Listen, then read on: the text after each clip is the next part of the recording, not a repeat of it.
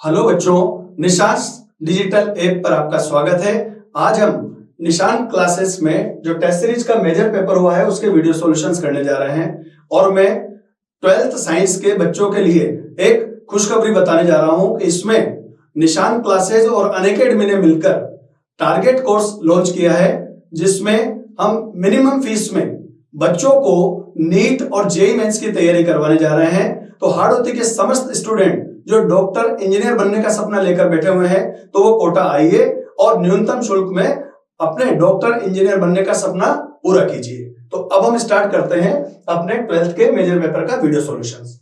इसमें देखिए, सबसे पहले जो क्वेश्चन आता है पहला, वो मल्टीपल चॉइस का क्वेश्चन आता है। अब मल्टीपल चॉइस के क्वेश्चन को देखें तो उसमें अवसादा जो तैयारी करते हैं तो आप क्वेश्चन को पढ़िए और क्वेश्चन को पढ़ने के साथ ही अवसादा में किस तरह के आंसर्स दे रखे हैं उन आंसर पे भी ध्यान दीजिए। जैसे सबसे पहले बात करें कि किसी बंद पृष्ठ में प्रवेशित फ्लक्स का मान दे रखा है 2 × 10³ न्यूटन × मीटर स्क्वायर बटे कूलम, ठीक है, तथा निर्गत फ्लक्स का मान दे रखा है 10 × 10³ मात्रक न्यूटन × मीटर स्क्वायर बटे कूलम है। पृष्ठ में बंद आवेश की गणना करनी है। जब भी इस तरह का क्वेश्चन आएगा तो आपको कौन सा नियम लेना है काम में? गाउस का नियम। कुल फ्लक्स का मान अगर आप निकालते हैं तो sigma Q divide by epsilon not ये होता है। अब कुल फ्लक्स कैसे निकलेगा? ये वाला फ्लक्स है निर्गत फ्लक्स और ये वाला फ्लक्स है निवेशी फ्लक्स। तो निर्गत और निवेशी का अंतर ही अपन क्या कहते हैं? कुल फ्लक्स कहलाता है। तो 10 × 10³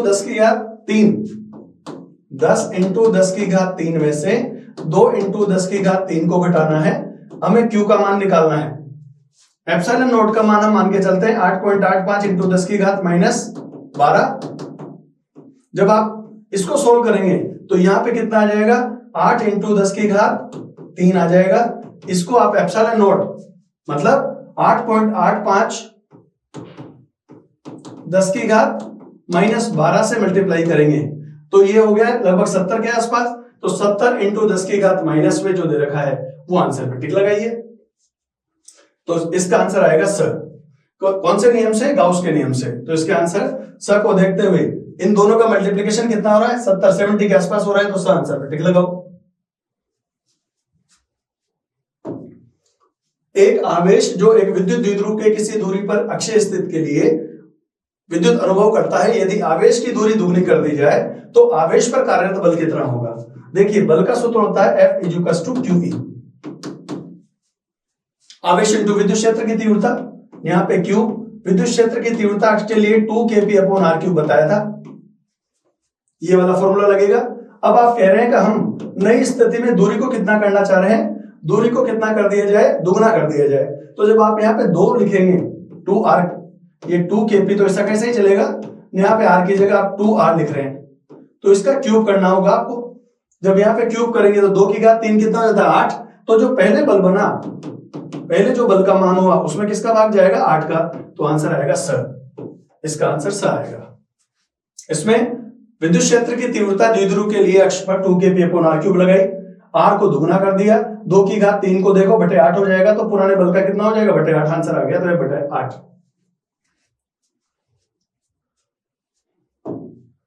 तीन बराबर धारिता वाले संधारित्रों को पहले समांतर क्रम में जोड़ा और बाद में श्रेणी क्रम में जोड़ा जाए तो इन दोनों दशाओं में तुल्य धारिता का मान निकालिए।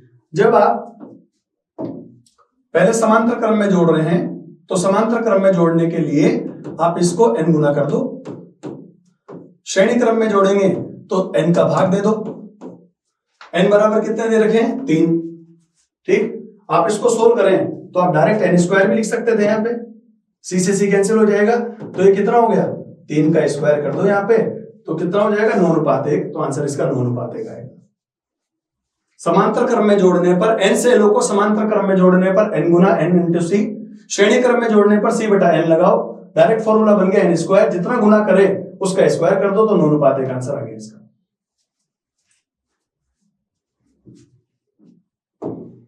धातुओं में धारावाहक कौन होते हैं?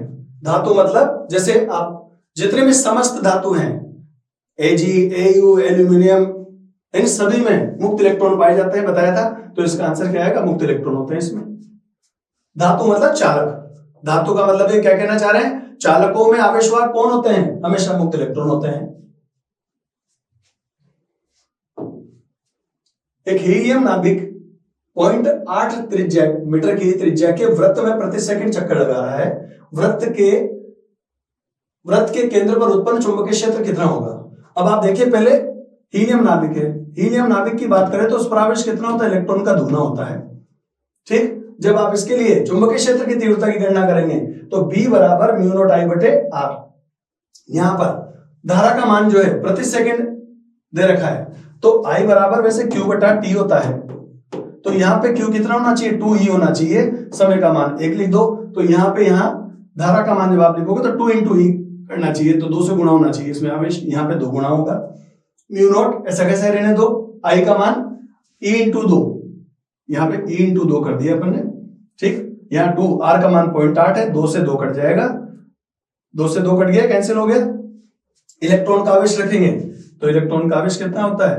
म्यू नॉट का मान ऐसा ही रहने दो, 1.6 इंटू 10 की घात माइनस 19 होता है, और यहाँ पे नीचे कितना है? 0.8, पॉइंट से ये कट जाएगा 2 बार, तो म्यू नॉट 2 इंटू 10 की घात माइनस 19 किस में आ रहा है? सर में आ रहा है आंसर। तो इसका आंसर क्या बनेगा?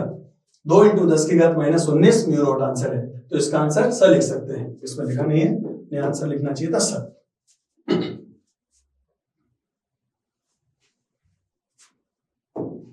निम्न में से कौन सा समूह अनुचुंबकीय है? तो आपको जब रेगुलर थ्योरी में पढ़ाया गया था निशान क्लासेस में, जो ऑफलाइन क्लास है उसमें, जो आपको फिजिक्स की बुकलेट दे रखी है उसमें भी एग्जांपल दे रखे हैं। MnO2 मैग्नीज ले सकते हैं, एल्यूमिनियम, ऑक्सीजन, ये सभी क्या है? कौन से एग्जांपल है? अनुचुंबकीय के हैं। पानी, पारा, बिस्मित वगैरह कौन से होते हैं? प्रतिचुंबकीय होते हैं, तो ले नहीं सकते इसमें। तो ये आंसर इसका एग्जैक्ट है, मैग्नीज, एल्यूमिनियम और ऑक्सीजन।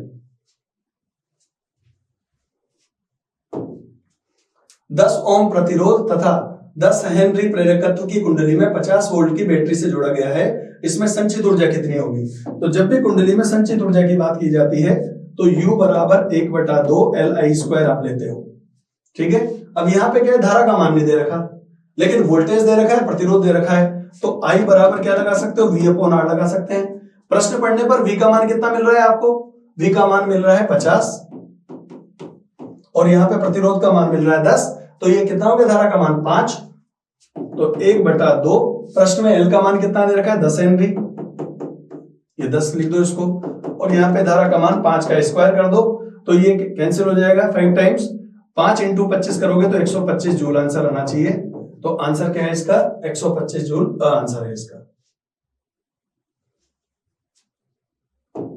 और जब भी आप पेपर को सोल्व कर रहे हैं तो पेपर को सोल्व करते समय जो क्वेश्चन आपको सबसे पहले आ रहा है उसके क्रम बनाते हुए आगे बढ़ते चलिए।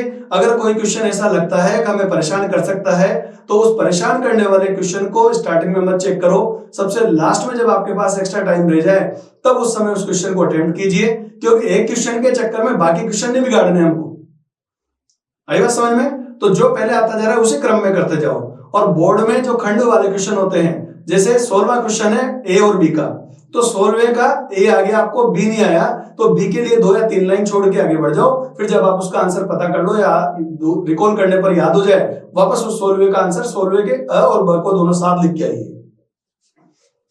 जब एक कुंडली में धारा 3 इंटू 10 की घात -2 सेकंड में 8 एम्पियर से 2 एम्पियर परिवर्तित करते हैं, तो 2 वोल्ट का विद्युत वाहक बल प्रेरित होता है, तो कुंडली का 100 प्रेरण गुणांक कितना होता है?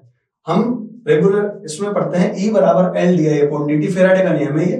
माइनस का चिन्ह लगाएंगे तो रेंज आ जाएगा, यहां पर इसका परिणाम कह सकते हैं, ये इसका परिणाम है। एम्पलीट्यूड लेंगे तो प्लस आएगा, यहां से L का मान निकालना है तो ये E/dt/di हो जाएगा। E का मान कितना है? देखो E का मान, वोल्टेज का मान कितना दे रखा है? 2 वोल्ट, विद्युत वाहक बल 2 वोल्ट लिख दिया। समय कहां से कहां तक बदल रहा है? 3 इंटू 10 की घात -2, और धारा में बदलाव कितना हुआ? 8 में से 2, 8 में से 2 मतलब 6 का परिवर्तन हुआ कि सर 6 कम हुआ, तो 6 कम होगा तो अगर आप माइनस यहां लोगे तो माइनस माइनस क्या हो जाएगा? वो कैंसिल भी हो जाता है। मान लीजिए अगर कोई स्टूडेंट चाहेगा नहीं मैं तो रेंज का नेम भी लेके चलूंगा, तो -6 आता है इधर, तो ये माइनस से माइनस कैंसिल हो जाता है। एम्पलीट्यूड लोगे तो माइनस की जरूरत है ही नहीं इसमें। यहां पर आंसर आएगा 10 की घात -2। अब 10 की घात -2 तो नजर ही नहीं आ रहा है इसमें। मिली हेनरी बनाने के लिए क्या करोगे? इसको ऊपर नीचे 10 से गुणा कर दिया करो, तो ये मिली हेनरी हो जाएगा, 10 मिली हेनरी आंसर आ जाएगा इसका। तो इसका आंसर है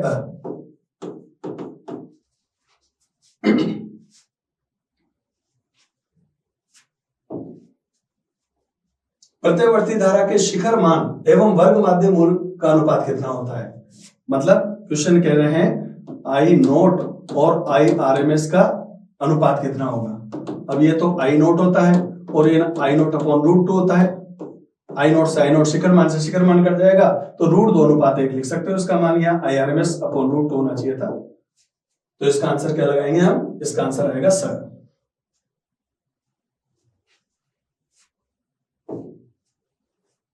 यदि ई विद्युत क्षेत्र और बी चुंबकीय क्षेत्र को व्यक्त करता है तो ई अनुपात बी। अब आपको यह पता होना चाहिए कि विद्युत चुंबकीय तरंग वाले पाठ में विद्युत क्षेत्र की तीव्रता के परिमाण और चुंबकीय क्षेत्र की तीव्रता के परिमाण को क्या कहा था? प्रकाश का वेग। इसका एक फॉर्मूला लिखते हैं हम। तो अब आप सोचो ये सी प्रकाश का वेग है ना, तो इसमें आंसर देखो जो प्रकाश के वेग के बराबर जो विमेय सूत्र उस पर टिक लगा दो। वेग किसका आंसर है? L1t-1 आंसर आ गया इसका। वेग की विमा कितनी होती है? L1t-1 होती है, तो इसका आंसर ये बन जाएगा। अंतरिक्ष में बैठे हुए यात्री को बाहरी अंतरिक्ष कैसा दिखाई देता है? तो काला दिखाई देता है, क्योंकि अंतरिक्ष में बैठे हुए यात्री को जब देखा जाएगा तो वो प्रकीर्णन महसूस करेगा काले रंग का। तो अंतरिक्ष में से जो व्यक्ति देखता है उसको वो आकाश कैसा दिखाई देता है? हमेशा काला। और हम पृथ्वी से अगर ऊपर की ओर देखते हैं तो हमें अंतरिक्ष उस समय नीला दिखाई देता है। पृथ्वी से देखने पर नीला और अंतरिक्ष से देखने पर काला। ये जवाब याद रखिएगा। तो इसका आंसर क्या है? ब आंसर है इसका। एक खगोलीय दूरदर्शी की आवर्धन क्षमता 10 सेंटीमीटर एवं नेत्रिका की फोकस दूरी 10 सेंटीमीटर है। तो अभिदर्शक लेंस की फोकस दूरी आवर्धन क्षमता का मात्रक नहीं होता, तो यहां तो एक तो इस पर ये लगाना पड़ेगा। आवर्धन क्षमता 10 है। m बराबर हम ये पढ़ते आए हैं, m बराबर FO अपॉन FE। अभिदर्शक लेंस की फोकस दूरी ऊपर और अभिनेत्र लेंस की फोकस दूरी नीचे। आवर्धन क्षमता का मान कितना दे रखा है? यहाँ ये दे रखा है। और ये किसकी है? नेत्रिका की फोकस दूरी है ये, मतलब FE आइस के लिए। तो यहाँ FO निकालो पहले तो, m इंटू FE करेंगे। m का मान कितना है? 10 और इसका मान कितना है? 20। इन दोनों को गुणा कर दो तो आंसर आ जाएगा 200 सेंटीमीटर। ये एक तो यहाँ मात्रक नहीं आएगा, ये मात्रक को नहीं होना चाहिए था। आवर्धन क्षमता मात्रक और विमाहीन राशि बताई थी, उसके अकॉर्डिंग आंसर बनेगा। एक व्यतिकरण प्रतिरूप की अधिकतम और न्यूनतम तीव्रताओं का अनुपात 36:1 है। व्यतिकरण उत्पन्न करने वाली तरंगों के आयामों का अनुपात निकालो। तो आपको ये बताया गया था कि अधिकतम तीव्रता संपोषी व्यतिकरण में ये आंसर बनेगा। विनाश आई मिनिमम मतलब न्यूनतम तीव्रता के लिए विनाशी व्यतिकरण का यह सूत्र बनेगा। जब आप यहाँ पे इसका मान कितना रख रहे हैं? 36:1, तो यहाँ पे आपने लिखा 36:1। ये किसका मान है? A1 + A2 का होल स्क्वायर है और A1 - A2 का होल स्क्वायर है। जब आप अंडर रूट करेंगे दोनों पक्षों का, इधर अंडर रूट कर दो तो कितना हो गया? 6:1 हो गया यहाँ पे, और यहाँ हो गया A1 + A2 और यहाँ हो गया A1 - A2। वज्र गुणा कर दो इसको। वज्र गुणा करेंगे ये वाली वैल्यू तो 6A1 - 6A2 तो यहां बना, और ये बना A1 + A2। तो एक बार ये जुड़ जाएगा और एक बार घट जाएगा, तो 7:5। 7:5 देख लो आप कहां पे आ रहा है। इधर ये वाली A2 वाली वैल्यू इधर ले आओ, ये जुड़ गया 7 हो गया। इसको इधर ले आओ तो ये 5 हो गया। 7:5 आंसर, ये वाला आंसर सही है। तो आंसर द। वज्र गुणा किया, वज्र गुणा करके A1 वाले पद को A1 के पास ले आओ और A2 वाले पद को A2 का पास, इनका अनुपात निकालना है, तो आंसर 7:5।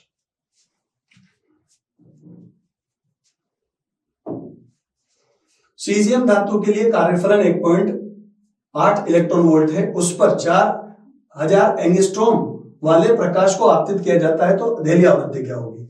अब कार्यफलन का सूत्र आपको फाई नोट या W नोट बढ़ाया था, ये होता है h न्यू नोट के बराबर। हमें इसमें देहली आवृत्ति निकालनी है, तो इस कार्यफलन में h का भाग दे दो। कार्यफलन में h का भाग दे दिया तो 1.8 इलेक्ट्रॉन वोल्ट को बदलने के लिए 1.6 10 की घात माइनस से इससे गुणा कर देंगे और 6.6 तो 10 की घात माइनस 34 का भाग दे देंगे। भाग देने पर और हमारे पास देखो, अब ये सोल्व करने के बाद आंसर भी चेक किया करो कि आंसर किस लेवल पे चल रहा है। तो पावर्स देख लो, बस 10 की घात देख लो, यहां से इसको नीचे से ऊपर ले जाओ तो प्लस के 34 हो गए और ये हो गया माइनस के 19। तो लगभग 14 के आसपास जो आंसर चल रहा है 4.4 में, वो टिक लगा सकते हो यहां से देख के। क्योंकि अवसत में आपको समय बचाना है, तो आप क्वेश्चन आधा सोल्व करने के बाद आंसर भी चेक करो कि आंसर किस वे में दे रखा है। तो 10 की घात में दे रखा है तो 10 की घात यहाँ पर 14 देखा, आंसर टिक लगाओ, क्योंकि 4.4 तो सब में कॉमन चल ही रहा है, आंसर हो गया इसका। बोर सिद्धांत के अनुसार जब इलेक्ट्रॉन किसी उच्च कक्षा से तीसरी कक्षा में, तो जब इलेक्ट्रॉन उच्च कक्षा से N2 3 से 1 में जाता है तो पाषाण श्रेणी का निर्माण बताया था, तो इसका आंसर पाषाण श्रेणी लिख दो। लाइमन बामर पाषाण ब्रैकेट फुंड याद रखिए, तीसरे क्रम में पाषाण नाम आ रहा है तो पाषाण श्रेणी पे टिक लगा सकते हैं। C6 12 नाभिक की प्रति न्यूक्लियर बंधन ऊर्जा का मान कितना होगा। अब आप इसमें ध्यान रखिए कि हमें प्रति न्यूक्लियर बंधन ऊर्जा निकालने के लिए क्या होना चाहिए, पहले हमारे पास में डेल्टा एम होना चाहिए। डेल्टा एम को कैसे निकालना बताया था आपको, प्रोटॉन की संख्या 6, प्रोटॉन का द्रव्यमान, न्यूट्रॉन की संख्या 6, न्यूट्रॉन का द्रव्यमान और वास्तविक द्रव्यमान। ठीक है, अब यहां पे 6 इंटू 1.007, 6 इंटू 1.008 और वास्तविक द्रव्यमान कितना है इस क्वेश्चन में 12 mu। ठीक, इसको सोल्व करने के बाद में इसको सोल्व करेंगे तो ये वाली 0.11 के आसपास mu चलेगा, 0.112 या mu। अब इसको किससे गुणा करना है, जब आप इसको बंधन ऊर्जा बनाना चाह रहे हो तो 0.112 को 931.5 से गुणा कर देना, और इसी को प्रति न्यूक्लियर बंधन ऊर्जा बनाना चाह रहे हो तो प्रति न्यूक्लियर बंधन ऊर्जा का मतलब हुआ किसका भाग देंगे इसमें, परमाणु भार का। अब इस तत्व के लिए परमाणु भार कितना है यहाँ पे 12, ये रेगुलर क्लास में करवाया क्वेश्चन है, 12 का भाग अगर दे देंगे तो इसमें 7 पॉइंट। और ये भी ध्यान रखो कि जब आपको ये पढ़ाया गया है तो इन तत्वों के लिए प्रति न्यूक्लियर बंधन ऊर्जा लगभग 8 के आसपास चलती है। अब 8 के आसपास कौन सा आंसर दिख रहा है, 7.68 मेगा इलेक्ट्रॉन वोल्ट इसका सही आंसर बन जाएगा। और ऑक्सीजन के लिए बताया था, आज फिर बोल रहा हूं कि इंपॉर्टेंट क्वेश्चन है कि ऑक्सीजन 8 और 16 वाला और कार्बन और नाइट्रोजन, इन तीनों क्वेश्चन की प्रैक्टिस करना बोर्ड के हिसाब से, इनमें से कोई क्वेश्चन आ सकता है।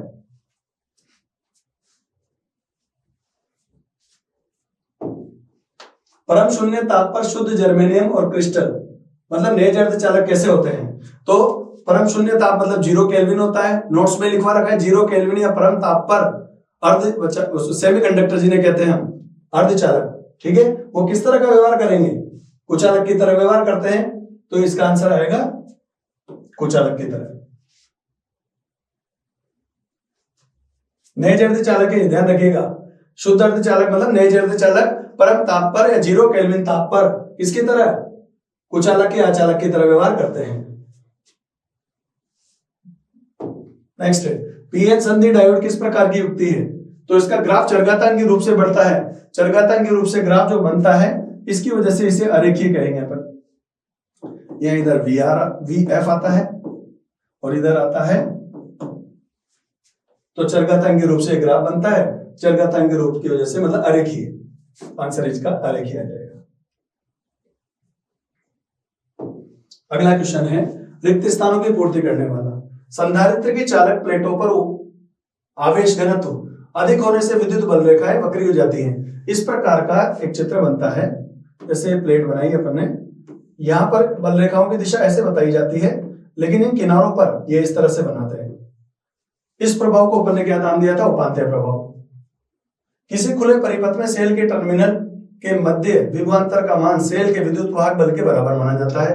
खुले परिपथ में मतलब अब उससे कोई धारा न ले रहे हैं आप और नहीं कोई उसको धारा दे रहे हैं, तो केवल आपने सेल को हाथ में पकड़ रखा है, उस अवस्था में E बराबर क्या होता है, उसके लिए V होता है, अर्थात टर्मिनल वोल्टता का मान विद्युत वाहक बल के बराबर कह सकते हैं।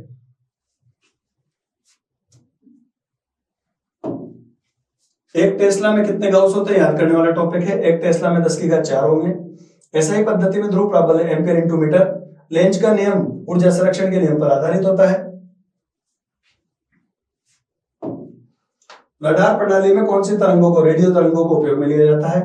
कांच से वायु में प्रवेश करते समय प्रकाश का किस रंग के लिए क्रांतिक कोण न्यूनतम होगा, तो जिसके लिए तरंग दैर्घ्य सबसे कम होगी विबग्योर में, उसके लिए क्या होगा, क्रांतिक कोण सबसे कम होगा। तो बैंगनी रंग के लिए आंसर आएगा इसका क्रांतिक कोण न्यूनतम होगा। जिसकी तरंग दैर्घ्य कम उसके लिए क्रांतिक कोण कम, याद रखिएगा।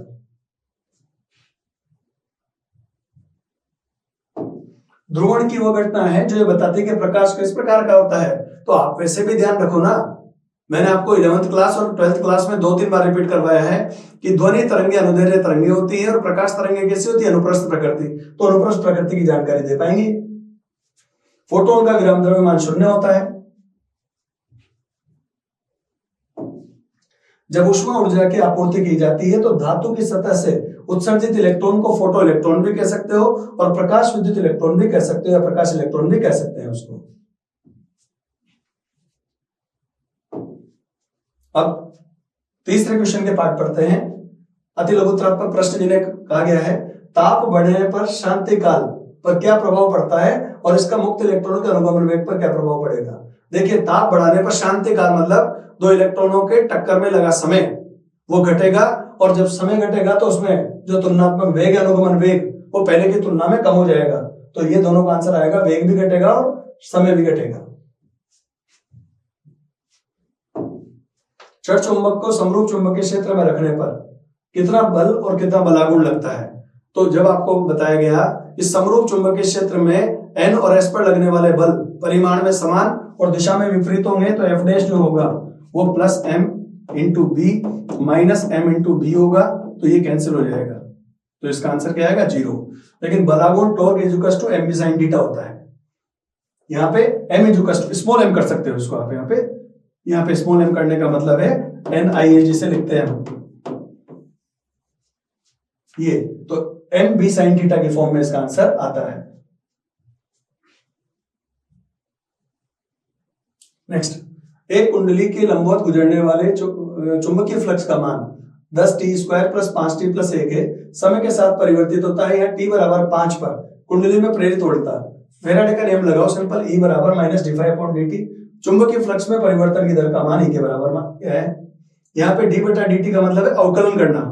अब इस वाले पद का अवकलन करना है किसके सापेक्ष, समय के सापेक्ष। तो आपने 10 को बाहर निकाल लिया, t² का कितना करोगे 2t। यहाँ पे 5 बाहर निकाल लिया, t का t के सापेक्ष कितना होता है 1, और 1 का अवकलन कितना बताया था 0, तो इसका अवकलन हो गया। अब आप इसको क्या लिख सकते हैं, माइनस चिन्ह आगे चलने दो, पूरे बड़े ब्रैकेट के आगे माइनस लगा दिया, तो यहाँ -20 इंटू टी माइनस के 5, टी बराबर 5 कि सर माइनस बाहर ही रहने दे, वैसा भी कर सकते हो, माइनस को बाहर रहने दो, 20 इंटू टी का मान 5 रख दिया, तो ये कितना हो गया 100 प्लस 5 105 माइनस में आ जाएगा, तो 105 ठीक है। 10 की घात -3 क्यों चलेगा, 10 की घात -3 चलने का कारण क्या है यहाँ पे कि जब आप इसको ले रहे हैं तो ये मिली में चेंज करना हो तब, वरना मिली की जरूरत ही नहीं है। ये जो आंसर बन रहा है इसका आंसर आप इसमें डायरेक्ट ले सकते हैं।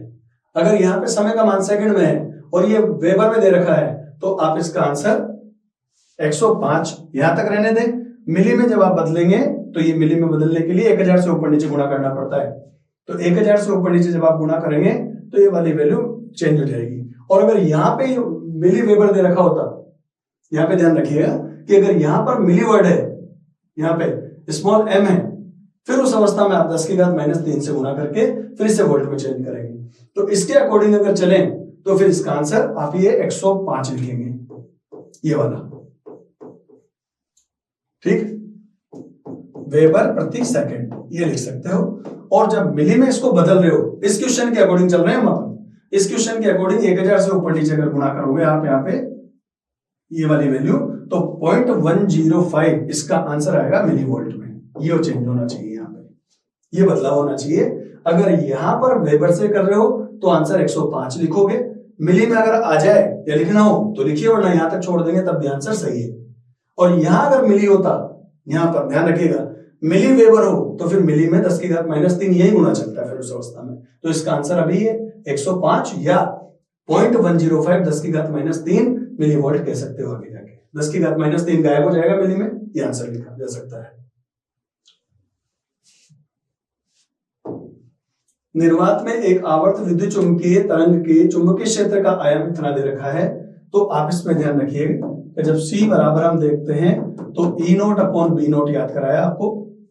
यहां से हम E0 की वैल्यू निकालना चाहे तो प्रकाश के वेग को B0 से गुणा करना होगा। प्रकाश का वेग कितना होता है? 3 × 10⁸ इसका मान नैनो टेस्ला है। ध्यान रखना, पढ़ते समय ही स्मॉल n मतलब नैनो है। नैनो में 10⁻⁻9 होता है, तो यहाँ 510 × 10⁻⁹ लगा दो तो आंसर आ जाएगा 153 न्यूटन बटे कूलम्ब आंसर। या विद्युत क्षेत्र की तीव्रता का मात्रक वोल्ट बटा मीटर भी होता है, तो इसका मात्रक या लगा के वोल्ट बटा मीटर भी कहा जा सकता है।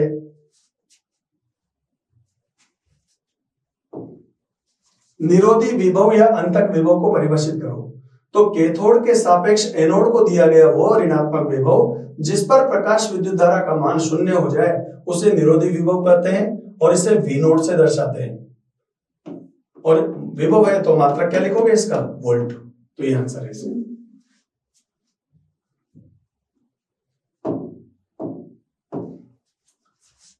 किसी प्रिज्म के लिए आपतन कोण विचलन कोण के बीच का ग्राफ बनाइए। विचलन कोण कब न्यूनतम होगा? न्यूनतम विचलन की क्या शर्त होनी चाहिए? एक्स अक्ष पे आपतन कोण बनाया आपने ये वाला, वाई अक्ष पे विचलन कोण ले रखा है ये, इसका ग्राफ ऐसा बनता है, ये वाला ग्राफ बनेगा। इस अवस्था में जब आपतन कोण का मान निर्गत कोण के बराबर हो जाता हो उस अवस्था में न्यूनतम विचलन की शर्त फॉलो होती है। और यहां पे ये जो है ये डेल विचलन कोण है और न्यूनतम विचलन कोण बन जाता है। तो इसकी शर्त क्या होनी चाहिए? आपतन कोण निर्गत कोण के बराबर होना चाहिए, दोनों अंदर के अपवर्तन कोण बराबर होने चाहिए और एक न्यूनतम विचलन की अवस्था में विचलन कोण डेल्टा मिनिमम हो जाना चाहिए। ये शर्त होती है इसकी।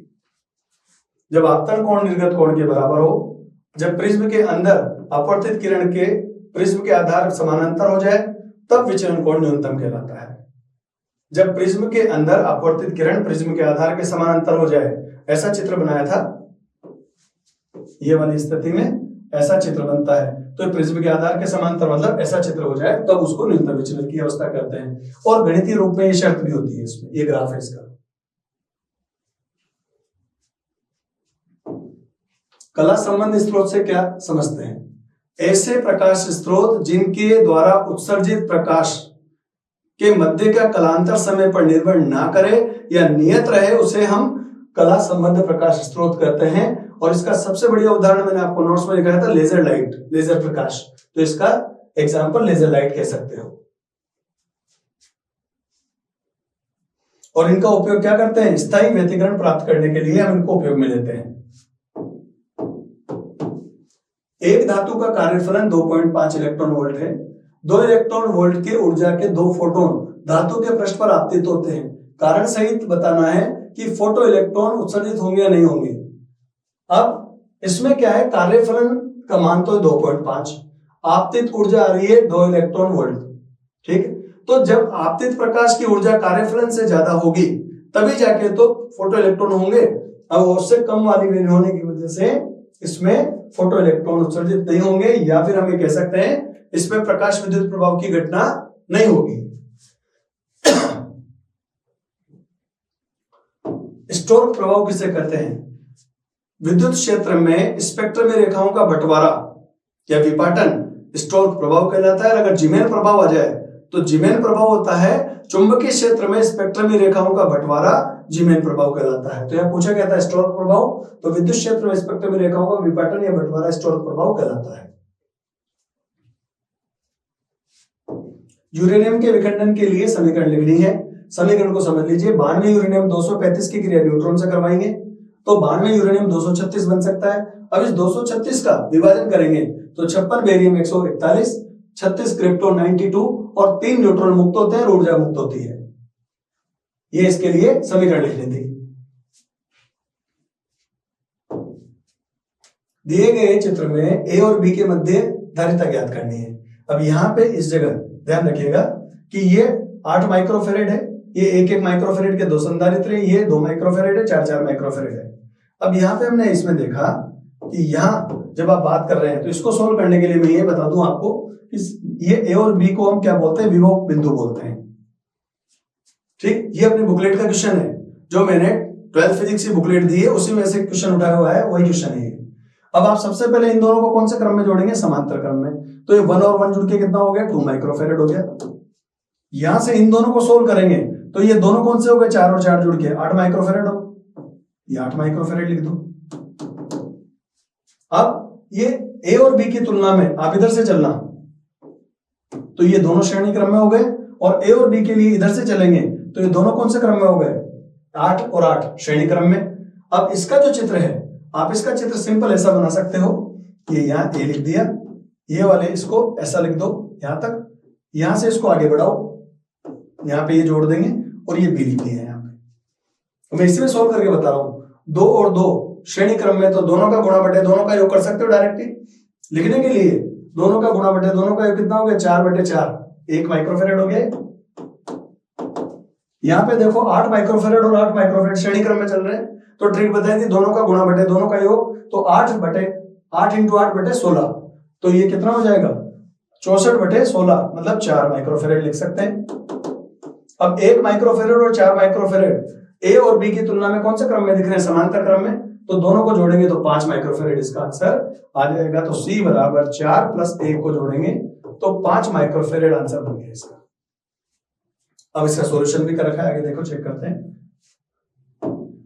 ये इसको इजी कर लिया, अभी बता चुका हूं मैं, 2 माइक्रोफेरेड 2 माइक्रोफेरेड, 8 और 8, ठीक। इसी प्रकार से इनको सोल्व करेंगे तो ये कितना हो जाएगा? इधर 4 हो जाएगा और इधर कितना हो जाएगा? 1 हो जाएगा। तो ये तो इसका सॉल्यूशन का विस्तार बता रखा है कि इसका 8 कैसे आएगा, ये मैं बता चुका हूं आपको। इसको फिर सोल्व किया तो इन दोनों का हो जाएगा कितना? 1, और इनका कितना हो जाएगा? 4। फिर इन दोनों को और आगे बढ़ाएं सॉल्यूशन में, तो ये क्या हो गया? 1 और 4 कौन से क्रम में? समांतर क्रम में हो गए। 1 और 4 को समांतर क्रम में सोल्व करेंगे तो कितना आंसर आ जाएगा? 5 माइक्रोफेरेड आंसर आ जाएगा। ये इतना विस्तार न भी लिखें, छोटा क्वेश्चन है, तो इस तरह से 2 बार चित्र बनाएं, 2 बार चित्र बना के उसका एक्सप्लेनेशन कर सकते हैं। निम्न चित्र में से 2 कुंडलियां AB व CD के बीच में एक छड़ चुंबक NS को तीर की दिशा में चलाने पर, तीर की दिशा में मतलब इधर चलाएंगे। अब आप इसको जब भी आप इस प्रकार का कोई क्वेश्चन देखें तो इसमें फेराडे का नियम तो वोल्टेज को बताता है, पर दिशा अगर ज्ञात करनी हो कि दिशा कौन सी रहेगी, उस अवस्था में फिर आप क्या करेंगे? लेंज के नियम को उपयोग में लेंगे। इसके लिए हमने ये पूछा है इसमें कि प्रेरित धारा बाईं ओर से देखने पर, मतलब इधर लेफ्ट हैंड साइड से देखेंगे तो कैसा होगा। तो अगर आप इधर से करोगे, ये तो जा रहा है इसके पास, तो इधर पास आने का विरोध करना है, ठीक। तो AB वाली कुंडली है और CD वाली कुंडली, तो इनमें कौन सा इधर जाएगा? तब भी क्या होना चाहिए? यहाँ पे इसका विरोध होना चाहिए, तो ये S बनना चाहिए। इधर दूर जाने का विरोध करेगा तब भी क्या बनना चाहिए? S बनना चाहिए। तो दोनों में S बन रहा है, मतलब S मतलब साउथ, साउथ को क्या कहते हैं अपन? दक्षिणावर्त दिशा। तो इनका आंसर दोनों का क्या आएगा?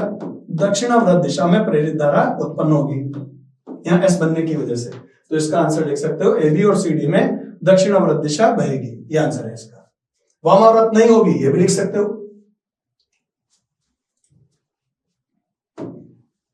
लेंज का नियम लिखिए। लेंज के नियम में ऊर्जा संरक्षण नियम की अनुपालना कैसे होती है? लेंज का नियम बताया था कि विद्युत चुंबकीय प्रेरण की प्रत्येक घटना में वोल्टेज और धारा जो प्रेरित होती है उसकी दिशा सदैव इस प्रकार होती है कि उन कारणों का विरोध करते हैं जिनसे उनकी उत्पत्ति होती है।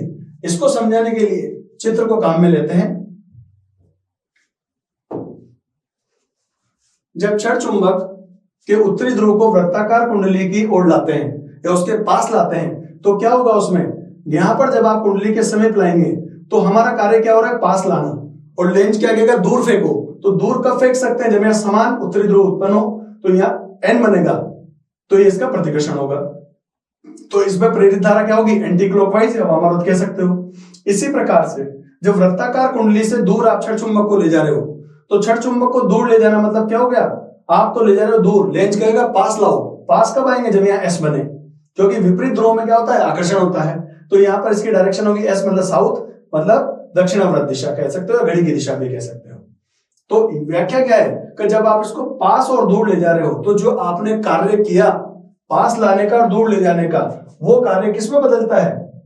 चुंबकीय ऊर्जा में और प्रेरित ऊर्जा में बदलता है। तो उसकी वजह से हम कह सकते हैं कि इसमें ऊर्जा संरक्षण नियम की अनुपालना होती है। इसको पढ़ भी लेते हैं। छड़ चुंबक के उत्तरी ध्रुव को लाते हैं तो कुंडली के केंद्र पर उत्तरी ध्रुव का निर्माण होगा और अतः कुंडली में प्रेरित धारा वामावर्त, ये वाले एंटी क्लॉकवाइज। दिशा में प्राप्त होती है। जब क्षण चुंबक के उत्तरी ध्रुव को कुंडली से दूर ले जाएंगे, ये वाला चित्र, तो कुंडली के केंद्र पर एस बनेगा, साउथ, दक्षिणी ध्रुव का निर्माण होगा, अतः कुंडली में प्रेरित धारा दक्षिणावर्त दिशा में प्राप्त होगी। ये दोनों चित्रों की व्याख्या हो गई।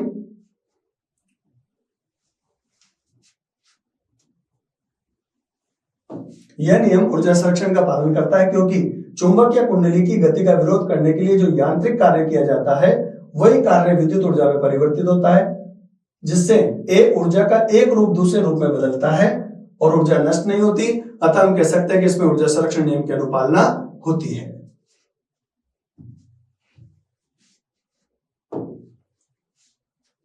प्रत्यावर्ती धारा स्रोत की आवृत्ति बढ़ने पर प्रेरणिक प्रतिघात में परिवर्तन ग्राफ बताइए। जो कि प्रेरणिक प्रतिघात क्या होता है, एक्सएल बराबर ओमेगा है, ओमेगा इंटू एल है। ओमेगा को क्या लिख सकते हो, 2πf लिख सकते हो। यहां पे एफ आवृत्ति हो जाएगी, तो एक्सएल का मान क्या होगा, प्रेरणिक प्रतिघात का आवृत्ति के समानुपाती। अर्थात जैसे जैसे आवृत्ति का मान बढ़ाएंगे वैसे वैसे प्रेरणिक प्रतिघात का मान समानुपाती रूप से सरल रेखा के रूप में बढ़ेगा। ये आंसर है इसका।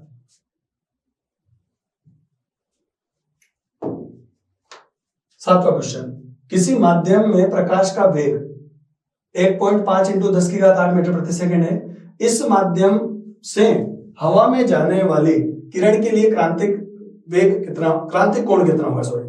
अब यहाँ पे आप ध्यान रखो कि जब प्रकाश एक माध्यम से दूसरे माध्यम में जाता है तो अपवर्तनांक की बात करें तो पहले अपवर्तनांक को समझा देते हैं कि अपवर्तनांक कैसे निकालेंगे। अपवर्तनांक निकालने का तरीका क्या है, निर्वात में जो चाल है और माध्यम में चाल है उसका अनुपात कर दो। तो यहाँ पे आप ये निकालेंगे तो क्या हो गया, ये 3 × 10⁸। इसमें वेग कितना दे रखा है, 1.5 × 10⁸। तो ये कितना हो गया, 2 हो गया ना। इसका अपवर्तनांक कितना मिल गया हमें, 2। यहाँ पे वेग लिख रखा है। अपवर्तनांक और क्रांतिक कोण में संबंध होता है, अपवर्तनांक बराबर 1/sin IC, ये संबंध होता है। ध्यान भी रखिएगा, न्यू टाइप में भी आ सकता है, रिक्त स्थान में भी आ सकता है। अपवर्तनांक 1/sin IC के बराबर है। तो यहाँ पे sin IC निकालने के लिए पहले आप एक sin IC बराबर 1/n लिख दो ऐसे चाहो तो, और IC बराबर sin इनवर्स में कर दो। या आपको लगता है कि मुझे अपवर्तनांक पहले अलग से निकालना है, वो निकाल लो। यहाँ पे जब आप निकालेंगे तो 1/sin IC, मतलब इसकी वैल्यू को सोल्व करेंगे तो V/C हो रहा है एक प्रकार से, तो 1/2 आएगा। n से डायरेक्ट रख दोगे, मान लो आपने n समझा दिया अलग से 2, और n का मान डायरेक्ट आपने यहाँ रख दिया ये, तो IC बराबर क्या आ जाएगा आपके पास, IC बराबर sin इनवर्स 1/2 आ गया। अब 1/2 का मतलब साइन में 1/2 कब होता है, कौन से डिग्री के कोण के लिए, 30 डिग्री के कोण के लिए। आंसर आ जाएगा इसका, ये रहा। अब इसमें वेग के मान और इनको रख के भी आप डायरेक्ट निकाल सकते हैं। मैंने आपको अपवर्तनांक पहले निकालना सिखा दिया था, इसका मान रख के 30 डिग्री आंसर लिख सकते हैं।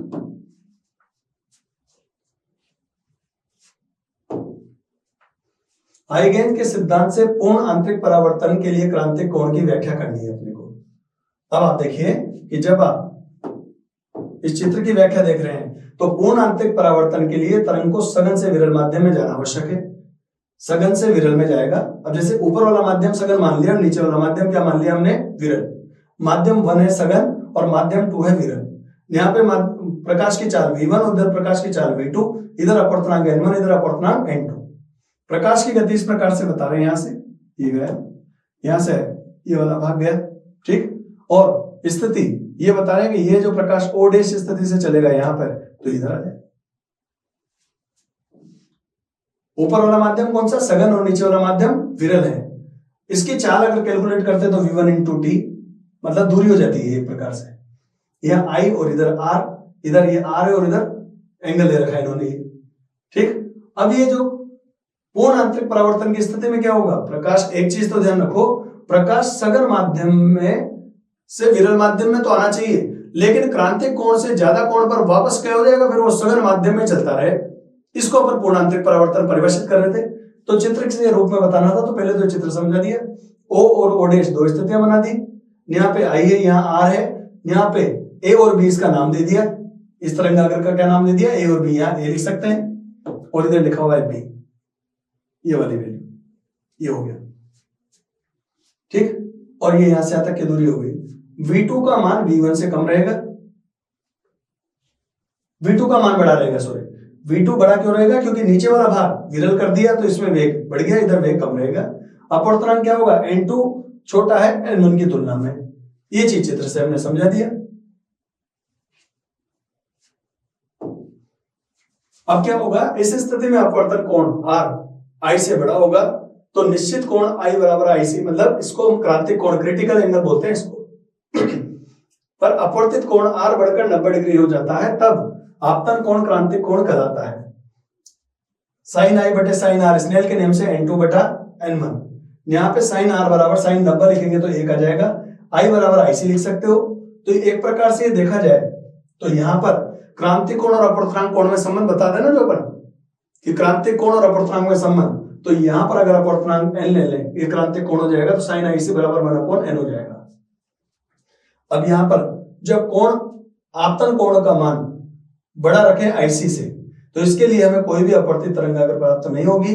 ये पूर्णांतरिक परावर्तन की स्थिति, मतलब प्रकाश जो सघन माध्यम से विरल माध्यम में आया है, इस स्थिति के लिए वापस कहां चल जाएगा, सघन माध्यम में चल जाएगा, तो उसको अपन क्या बोल देंगे, पूर्णांतरिक परावर्तन की क्रिया कह देंगे। तो स्नेल का नियम समझाया, स्थिति बता दी कि I का मान IC से ज्यादा रखोगे तो इसके लिए कोई भी अपवर्तित तरंगाग्र प्राप्त नहीं होगा। अपवर्तित तरंगाग्र प्राप्त नहीं होना मतलब वापस क्या हो गया, प्रकाश परावर्तित हो गया तो सघन से वापस कहां चला जाएगा, सघन में चला जाएगा। उस घटना को पूर्णांतरिक परावर्तन कहते हैं।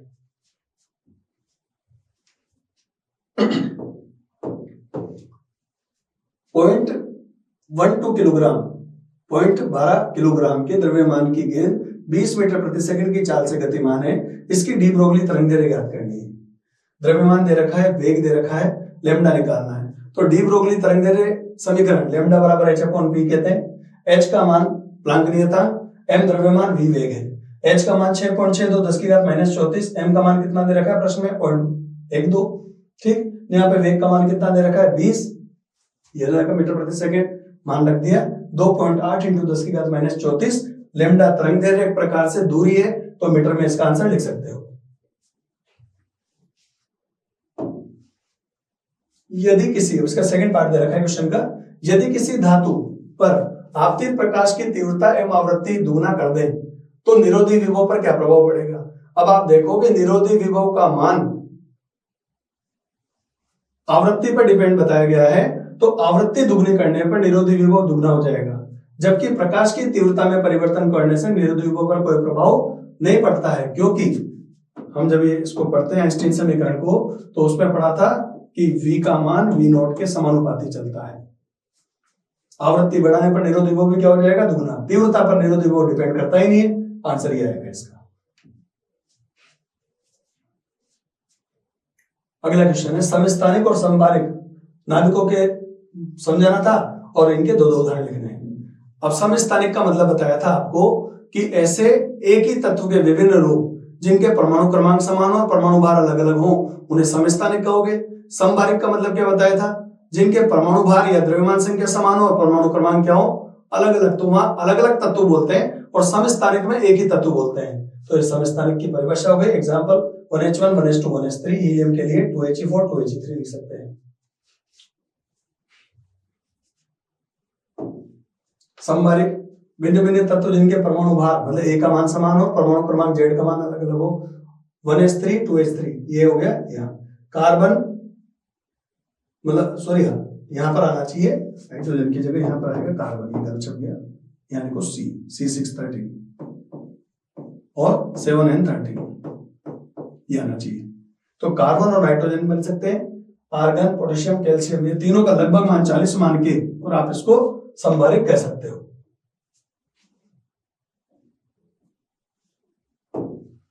दिए गए चित्र में ऊर्जा बैंड के आधार पर ये एन प्रकार या पी प्रकार का कौन सा अर्धचालक है। अब आप चित्र को ध्यान से देखो, ऊपर है चालन बैंड, नीचे है संयोजी बैंड। चालन बैंड के पास में अशुद्धि स्तर बना हुआ है, तो इस अशुद्धि स्तर को अपन बोलते हैं दाता। दाता मतलब देने वाला, देने वाला मतलब एन, तो इससे क्या बनेगा, एन बनेगा। तो इन प्रकार का अर्धचालक है।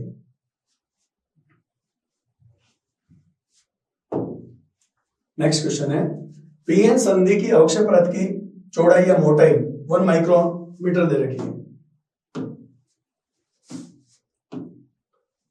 रोधिका विभव का मान 0.7 वोल्ट दे रखा हो, तो संधि पर उत्पन्न विद्युत क्षेत्र की तीव्रता ज्ञात कीजिए। तो यहाँ पर डी का मान दे रखा है 1 माइक्रोमीटर, 10⁻⁻⁶ भी चेंज हो गया।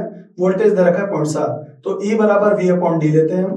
विद्युत क्षेत्र की तीव्रता बराबर विभव बटा दूरी। यहाँ पे विभव का मान 0.7, दूरी का मान दे रखा है, मोटाई का मान 10⁻⁻⁶, तो 0.7 × 10⁻⁶ प्लस का हो जाएगा यहाँ पे, और 7 × 10⁻5 भी कह सकते हो। विद्युत क्षेत्र की तीव्रता वोल्ट बटा मीटर इसका आंसर बन जाएगा।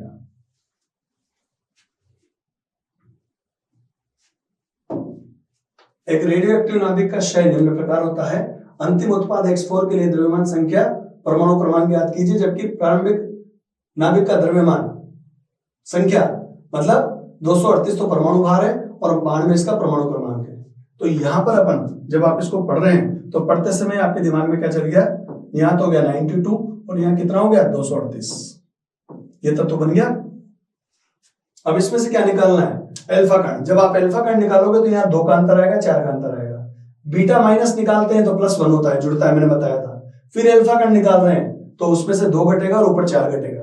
गामा कण के निकलने से कोई परिवर्तन नहीं आता है। आगे देखते हैं, देखिए 92 238 में से अल्फा कण निकाला अपने, तो यहाँ पे 2 कम हो गए, 90 234 हो जाएगा, ऊपर 4 का अंतर आ गया। ठीक है, अल्फा कण निकलना मतलब ये इधर से माइनस भी कर सकते हो, ध्यान रखिएगा इस बात को। यहां से माइनस अल्फा भी लगा सकते हैं और इधर ले जाके इसको प्लस भी कर सकते हो, दोनों रास्ते होते हैं। ठीक, अब यहाँ पे बीटा माइनस मतलब 1 जोड़ना है, तो यहाँ 1 जुड़ेगा तो क्या होगा, 91 x2 हो गया और 234। यहाँ पे आप इसको इधर ले जाके ये प्लस कर रहे हो, आप यहाँ पे भी माइनस लगा सकते थे, बीटा माइनस, तो इधर भी लिखा जा सकता है इसको। इसी प्रकार फिर अल्फा निकलेगा, तो 92 234 में से अल्फा निकलना मतलब परमाणु क्रमांक में 2 का अंतर और परमाणु भार में 4 का अंतर करना पड़ेगा। तो 89 230 हो गया, 89 और 230 हो गया। ठीक, ये अल्फा कण आप यहाँ मत लिखो, बोले यहाँ लिखने की जगह इधर माइनस लगा के लिख सकते हैं, ये भी लिख सकते हैं और यहाँ माइनस लगा के इधर भी लिख सकते हैं। फिर इससे गामा निकालना है, तो ये तो तत्व बनेगा, क्योंकि गामा के निकलने से जेड और ए में कोई परिवर्तन नहीं होता, तो 89 230 हो गया। तो X4 के लिए क्या आएगा, परमाणु क्रमांक तो आएगा 89 और ए आएगा, द्रव्यमान संख्या आएगी 230। ये आंसर है इसका। 13वां क्वेश्चन, द्रव्यमान तरंग सिद्धांत से बोर के द्वितीय अभिग्रहित की व्याख्या कीजिए। 2πr = 3 लैम्डा का चित्र बनाओ। अब हमने इसमें क्या है, बोर के परमाणु मॉडल के अनुसार द्वितीय अभिग्रहित इलेक्ट्रॉन उन्हीं वृत्ताकार कक्षाओं में चक्कर लगाएगा जिनका कोणीय समय कितना होता है, mvr = nh/2π होता है, मतलब h/2π का पूर्ण गुणज कहते हैं हम इसे। तो mvr = nh/2π है। बोर मॉडल में इसका कोई सैद्धांतिक तर्क नहीं है, नहीं मिल सका। डी ब्रोगली नामक वैज्ञानिक ने तरंग परिकल्पना काम में ली, जिसके आधार पर यह प्रस्तावित किया कि वृत्ताकार पथ में गति करते हुए कण के लिए द्रव्य तरंग के रूप में देखा जाना चाहिए था। साथ ही यह तरंग अप्रगामी तरंग की तरह मानी जानी चाहिए, जिसके लिए आवश्यक है कि तरंग दैर्ध्य इस प्रकार हो ताकि इसकी परिधि में तरंगों की पूर्णांक संख्या उपस्थित हो और कक्षा की परिधि तरंग दैर्ध्य के पूर्ण गुणज कहलाए। मतलब 2πr = n लैम्डा। शॉर्ट में अगर इसकी बात करें तो ये इनका समझाने का तरीका क्या था कि जो परिधि है ना वो n लैम्डा के रूप में चलनी चाहिए, ये समझाया इन्होंने। इसके लिए चालू कहां से करोगे आप, 2πr = n लैम्डा से चालू किया। लैम्डा बराबर क्या लिख सकते हैं, h/π। लैम्डा का मान h/p। p क्या है यहाँ पर, मोमेंटम संवेग mv। इसका मान रखा अपन ने यहाँ पे। इस m को इधर ले जाना, ये जो m है mv वाले पद को इधर ले जाओ यहाँ से और 2π को बटे में ले जाओ। तो जब आप इसको mvr बनाओगे तो nh/2π। यही तो बोर की द्वितीय परिकल्पना है। बोर की द्वितीय परिकल्पना मतलब यहां से चालू किया और mvr = nh/2π। क्या करना है, लैम्डा का मान h/p रखना, संवेग को m गुणा v लिख सकते हैं, इसको रखा 2πr = ऐसे जमा दो, इससे mv r के पास ले जाओ, 2π को बटे में ले जाना उधर। ये द्वितीय परिकल्पना होगी। इसमें पूछा गया था फिर कि 2πr = 3 लैम्डा का चित्र बनाओ। तो सबसे पहले एक वृत्त बनाना,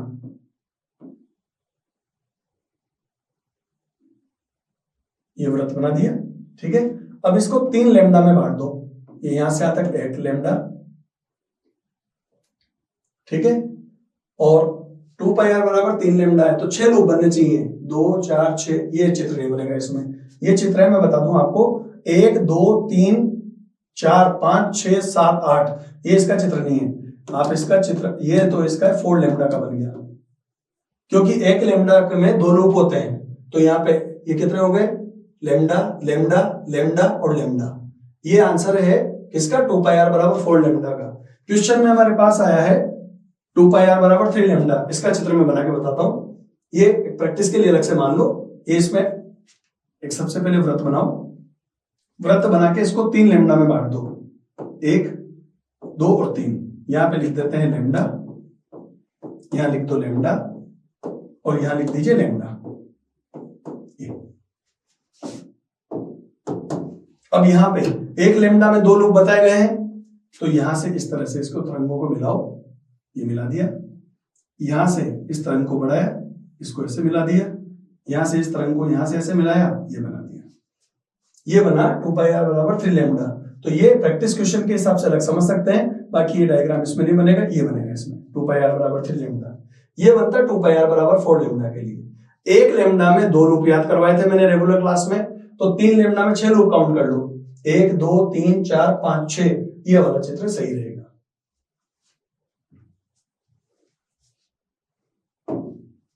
विद्युत फ्लक्स की परिभाषा दीजिए। विद्युत द्विध्रुव के कारण इसके अक्ष के बिंदु पर विद्युत क्षेत्र की तीव्रता का व्यंजक प्राप्त करना है। विद्युत फ्लक्स क्या बताया था? विद्युत क्षेत्र में जो कोई पृष्ठ आकृति है, तो उसके तल के लंबवत गुजरने वाली बलरेखाओं की संख्या को, विद्युत बलरेखाओं की संख्या को हम विद्युत फ्लक्स कहते हैं। ये आकृति दे रखी है जिसका क्षेत्रफल ds है, क्षेत्रफल s है। 5 भाग देखेंगे तो ds या डेल्टा s कह सकते हैं। इसमें से जो बलरेखाएं लंबवत निकल रही है उनको हम बोलते हैं विद्युत फ्लक्स। फ्लक्स को फाई से डिनोट करते हैं, ई डॉट ए। इसका विस्तार करेंगे तो अदिश गुणा है, ई ए cos थीटा लगा सकते हैं। मात्रक न्यूटन बटे coulomb into metre square, 1 metre से मीटर कट जाएगा। यहाँ पे स्मॉल m आना चाहिए था, यहाँ पे स्मॉल m का स्क्वायर होता है। यहाँ पे small m into small m का स्क्वायर, 1 m से m कट जाएगा तो वोल्ट इंटू मीटर लिखते हैं छोटा m के रूप में। विमा जब बनानी हो तो विद्युत क्षेत्र की तीव्रता की विमा को किससे गुणा कर दो? क्षेत्रफल मतलब L2 से। तो m1 L3 T-3 a-1 इसकी विमा हो जाएगी।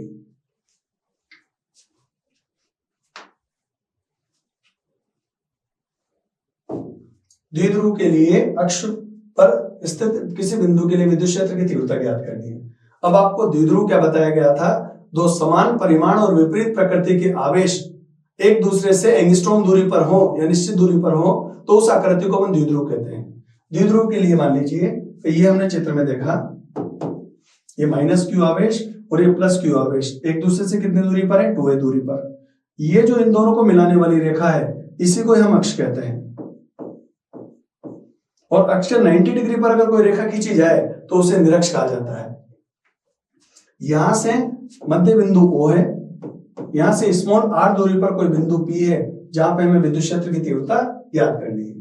जब आप विद्युत क्षेत्र की तीव्रता ज्ञात करते हैं तो इन 2a वाली दूरी को 2 भागों में मान लो, a और a मान लीजिए यहां से यहां तक। तो जब यहां से टोटल दूरी निकालेंगे तो ये r प्लस a कहलाती है बड़ी दूरी, और छोटी दूरी कहलाएगी r माइनस a। अर्थात -q से इस बिंदु की दूरी, ठीक, इसके लिए r प्लस है, और ये यहां से b से p की दूरी यहां पर कहलाएगी r माइनस है। विद्युत क्षेत्र की दिशा कैसे निकालते हैं? यहां पर आप +1 रख के देखते हो, +1 कूलम। तो ये +1 कूलम है तो प्लस से माइनस की ओर मतलब इधर, इसकी वजह से इधर आएगा, और इसकी वजह से प्लस, अधिक प्लस से कम प्लस की ओर इधर जाएगा। अब इन दोनों के विद्युत क्षेत्रों का अंतर परिणामी विद्युत क्षेत्र कहलाता है, तो जिसे अक्ष के लिए गणना अपन निकालते हैं। आगे बढ़ाते हैं इसको। यहां पर जब हम विद्युत क्षेत्र की तीव्रता की बात करेंगे तो +q आवेश के कारण अगर बात करें, +q आवेश के कारण मतलब जो BP डैश है, P डैश माना था वहां पर, P भी मान सकते हैं, P डैश भी मान सकते हैं। तो वहां पर दूरी r माइनस है तो E1 में क्या आएगा? KQ बटा दूरी का स्क्वायर। ठीक है, तो यहां पर हमने क्या देखा? r माइनस a का स्क्वायर कर दो। -q आवेश, -q आवेश मतलब इधर जो आवेश बन रहा था, हमने ये -q और +q आवेश माना था ना, तो ये इन दोनों की वजह से उत्पन्न विद्युत क्षेत्र की तीव्रता बता रहे हैं। तो ये यहाँ इस प्लस के आवेश के कारण ये छोटी दूरी काम आई थी इधर, यहां से यहां तक की, तो ये r माइनस है, और यहां से यहां तक की दूरी मैंने बताया था r प्लस से लिखना है आपको। ज्यादा दूरी, छोटी दूरी के लिए कितना लिखेंगे? r माइनस है। तो KQ बटा r माइनस a का स्क्वायर। -q आवेश के कारण अब दूरी ज्यादा बड़ी हो गई तो r प्लस से याद रखो E2 में। के क्यू अपॉन दूरी का स्क्वायर, के Q upon are plus A का स्क्वायर। E1 और E2 में से ग्रेटर देन कौन होगा? जिसमें नीचे पद में घट रहा हो, r माइनस ए में घट रहा है नीचे, तो वो E1 बड़ा होगा E2 से, तो E1 का मान E2 से बड़ा समझा दो। EX निकालना है तो E1 में से E2 घटा दिया, E1 का मान के क्यू बटे आर माइनस ए का स्क्वायर माइनस के Q upon are plus A का स्क्वायर। इसका एलसीएम ले लो, आर माइनस ए और आर प्लस ए का स्क्वायर, R square minus A square का होल स्क्वायर आ गया। जब एलसीएम सोल्व करोगे तो ये वाला प्लस यहाँ चला जाएगा, ये वाला माइनस यहाँ आ गया। ए प्लस बी का होल स्क्वायर सोल्व किया, A square plus B square plus 2ab, minus का चिन्ह लगाया, A square plus B square minus 2ab, तो माइनस माइनस क्या हो जाएगा प्लस। जब आप इसके कोष्टक को सोल्व कर रहे हो तो ये क्या हो जाएगा, जो पद कट सकते हैं काट दो, ये कट जाएंगे दोनों पद। 2ra जुड़ के कितना हो जाएगा 4ra। ये भी ध्यान रखिएगा, नीचे जो है आर स्क्वायर की तुलना में, एक बात ध्यान रखिएगा, आर की तुलना में ए बहुत छोटा होता है। कैसा क्यों? ये तो होता है मीटर में और ये होता है एंगस्ट्रॉम में। एंगस्ट्रॉम मतलब 10 की घात माइनस 10 मीटर में। इसलिए ए का मान बहुत छोटा होने की वजह से ए स्क्वायर को अपन क्या कर देते हैं, नगण्य मान लेते हैं कैलकुलेशन में। ये मैंने आपको कहा भी, जब अक्ष और निरक्षर डेरिवेशन करो तो उस डेरिवेशन में नीचे वाले पद में ए स्क्वायर वाले पद को नगण्य मान लेना। क्यों? आर की तुलना में ये बहुत छोटा है, अतः ए स्क्वायर वाले पद को नगण्य या जीरो माना जा सकता है। ये लिखा हुआ है यहाँ पे, एंगस्ट्रॉम मतलब बहुत कम दूरी होती है, इसलिए अक्ष के क्यू 2 और 2 जुड़ के कितना हो गया 4ra हो गया था, नीचे r। अब वहां ऊपर r की घात 1 है और नीचे r की घात 4 बन गया। r की घात 1 ऊपर और r की घात 4 है तो r की घात 3 बचा रह जाएगा। देखो यहाँ पे ये 3 बार कट जाएगा ना। अब ये 4 को 2 इंटू 2 ही रहने दो, तो 2qa ये वाले पद को p लिखा जा सकता है। इसको द्विध्रुव आघूर्ण नाम दिया था अपन ने। आवेश इंटू दूरी, इस पे k हो गया, 2 आगे ले लो, इसको p लिख दिया, r की घात 3 बचा रह गया। तो अक्ष के लिए जब गणना करते हैं तो 2kp अपॉन r क्यूब आता है। इसकी ट्रिक भी बताई थी मैंने आपको कि अक्ष की जब भी गणना करो तो अंतर दिमाग में रखो, अक्ष से अंतर, और आंसर याद रखो 2kp upon r cube. k का मान 1/4 पे एप्सिलॉन नॉट होता है, एप्सिलॉन नॉट ऐसे लिखते हैं, ये एप्सिलॉन नॉट, और इसका आंकिक मान 9 इंटू 10 की घात 9 ले सकते हो, और p को द्विध्रुव आघूर्ण कहेंगे। और यहाँ r क्या है, ये दूरी है, o से लेकर p डैश या p की दूरी कहलाती है। इस प्रकार से हमने जो निशान टेस्ट सीरीज का फिजिक्स का मेजर पेपर जो हुआ है उसका पार्ट 1 मतलब क्वेश्चन नंबर यहाँ तक 14 तक कर लिया। उसके बाद वाले जो क्वेश्चन है वो सेकंड वीडियो में आपको नजर आने वाले हैं। तो जुड़े रहिए निशान डिजिटल ऐप से, और बोर्ड की तैयारी आत्मविश्वास के साथ कीजिए, घबराओ मत।